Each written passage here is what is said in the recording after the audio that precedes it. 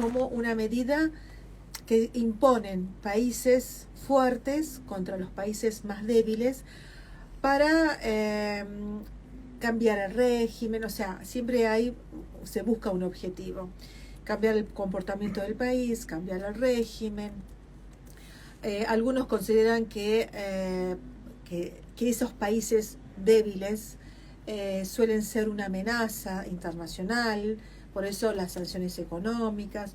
Otros consideran que violan derechos humanos. Bueno, estas son las excusas que imponen los países fuertes a países más débiles. Por eso las sanciones económicas no van al revés, sino van en esa dirección: países fuertes contra países débiles, y cada vez son más usadas como una alternativa a las invasiones militares o al uso de la fuerza militar, porque son más eficaces que una guerra. Primero, pues son más económicas para el país que las impone. No es lo mismo enviar un ejército que imponer esas sanciones con toda la fuerza de la ley que significa eso, ¿no? Y en este sentido, muchos estudiosos que han estudiado esta materia coinciden que la imposición de estas sanciones siempre van a tener siendo la opción más perfecta para el país que las impone, y logra con un corto plazo los objetivos que busca, sin calcular los costos humanos, los costos financieros, los costos sociales al país que es el objetivo. Pero también hay muchos detractores de esto, hasta incluso dentro del país que las impone. Las más prominentes críticas se van centrando en que son a largo plazo ineficaces. Y siempre ponen el ejemplo de Cuba, que es el país con mayor cantidad de años que ha sido bloqueado y sancionado. Pero también son ineficaces, inmorales, injustas contra los pueblos. Porque la excusa, ¿cuál es? Es el cambio de régimen. O sea, van contra los gobernantes, van contra la postura que toman los gobernantes, o el comportamiento que tiene el país. Pero las sanciones terminan afectando a la sociedad, al pueblo, a la gente, al día a día, al pan que se sirve en la mesa de cada uno de los ciudadanos de ese país. Entonces, pero aparte, generan otra cuestión, otro circuito, y es el circuito de la corrupción, del mercado negro, porque cuando uno sanciona a un país y no recibe medicamentos, no recibe alimentos, no recibe combustible, lo que crece es un mercado paralelo por donde sí se puede conseguir el pan, se puede conseguir los medicamentos, se puede conseguir el combustible, pero todo eso se hace por mercado negro, todo se hace mucho más caro. Por supuesto que están los traficantes, que son los que lucran con todas las necesidades de la gente, y finalmente los que están detrás de todo este lucro grande son esos países que han impuesto las restricciones, porque uno cuando busca lo que pasó en Cuba, lo que pasa en Venezuela, lo que pasa hoy en Siria, lo que fue pasando a lo largo de estos 20 años en Irak, se dan cuenta que los grandes comerciantes de la guerra, se los llama, los traficantes de la guerra, son los mismos que han impuesto las sanciones, y son los que van aumentando el caudal suyo.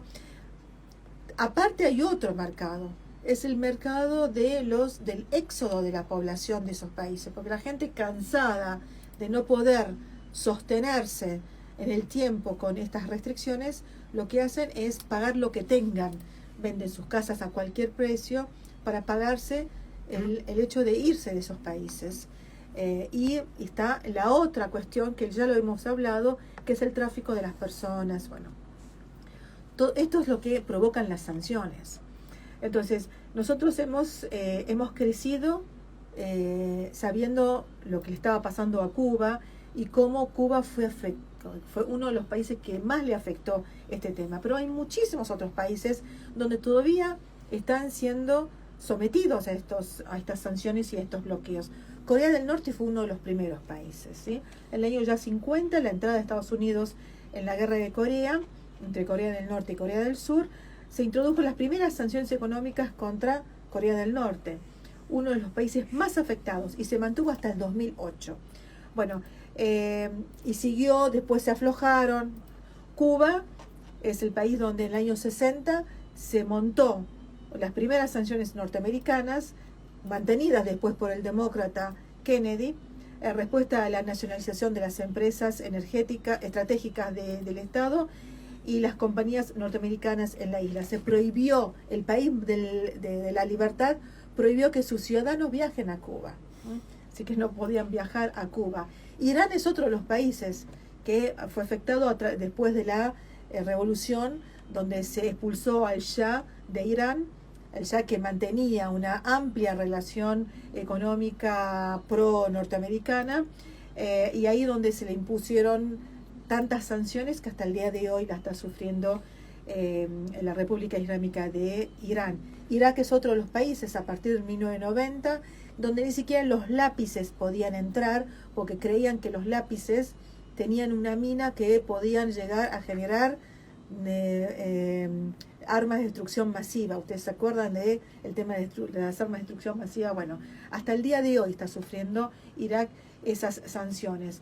Bielorrusia, Congo, Sudán, Venezuela, Rusia, el Líbano, Libia, en el 2011, antes de la caída y el asesinato de Muammar el-Gaddafi. Hoy, fíjense, Libia, cómo está, es un estado fallido. Bueno, llegamos a Siria.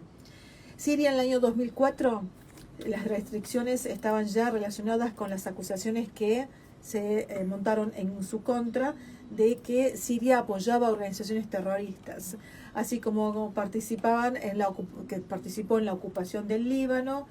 El gobierno sirio se lo acusó de desarrollar armas de destrucción masiva y de ayudar a los rebeldes en Irak. Bueno, todas estas acusaciones terminaron siendo en vano porque el que termina financiando a los grupos terroristas son los Estados Unidos. ¿A qué se bloqueó? Se bloquearon las cuentas primero de más de 600 personas relacionadas con el gobierno, pero esas sanciones fueron aún más con la ley César cuando se le impuso a Siria ya desde el año 2020 una restricción total, cosa que hoy en día Siria no tiene ni siquiera materia prima para fabricar sus propios medicamentos.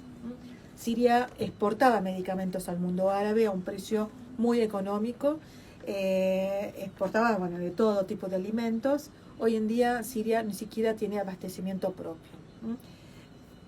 Y esto lo sufre todos los días el pueblo sirio. Yo solamente quiero recordarles que el año 1949 Siria fabricaba aviones de guerra, el G-55. Y fue el primer país árabe en instalar una fábrica de automóviles que en cooperación con la empresa italiana Fiat, ¿sí? Se fabricaban en Latakia porque de ahí se exportaban directamente. Las dos empresas fueron nacionalizadas después con Gamal Abdel Nasser cuando se unió Siria y Egipto. Pero saben que Gran Bretaña durante la Segunda Guerra Mundial le pidió a Siria que la ayudase con aviones y Siria donó 10 aviones de combate al Reino Unido para combatir contra el nazismo, ¿sí? ¿Cómo lo juntó? Lo juntó a través de comerciantes Siria. 8 comerciantes de Alepo, 2 comerciantes de Damasco, son los que donaron esos aviones para que combatiesen contra el nazismo, los ingleses. Digo, para que recordemos estas cosas. Donaron dinero, donaron para comprar aviones y así se llevó a cabo. Imagínense lo que hoy es Gran Bretaña para con Siria, un país que le impone sanciones a Siria, que aparte, bueno, con todo lo que uno sabe lo que fue durante estos 10 años, casi 11 años de la guerra. Hoy los sirios están comiendo de la basura. Se